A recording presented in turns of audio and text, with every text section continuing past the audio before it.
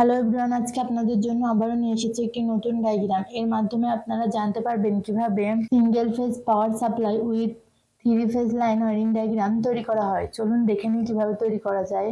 MCCB miniature cash circuit breaker.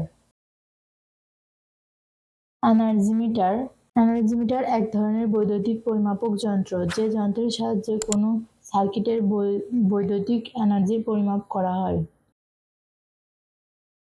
RCCB resident current circuit breaker. Home L positive line MCCB তে connection দেওয়া হলো। Yellow second phase positive line MCCB তে connection দেওয়া হলো। Blue third phase positive line MCCB তে connection দেওয়া হলো। First phase positive line MCCB থেকে এনার্জি মিটার 1 এ কানেকশন দেওয়া হলো।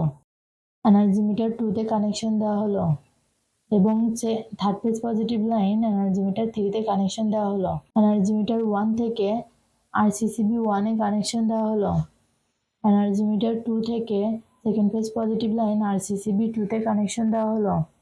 এনার্জি মিটার 3 থেকে third phase positive line RCCB তে কানেকশন দেওয়া হলো।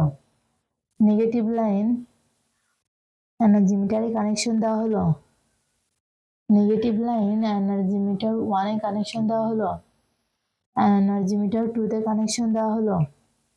এনার্জি মিটার 3 থেকে নেগেটিভ লাইন আরসিসিবি তে কানেকশন দেওয়া হলো।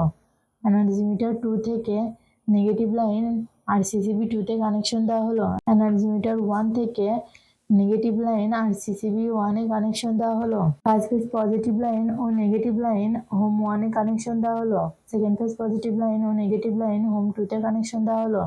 থার্ড ফেজ পজিটিভ লাইন ও নেগেটিভ লাইন 3 তে কানেকশন দেওয়া হলো।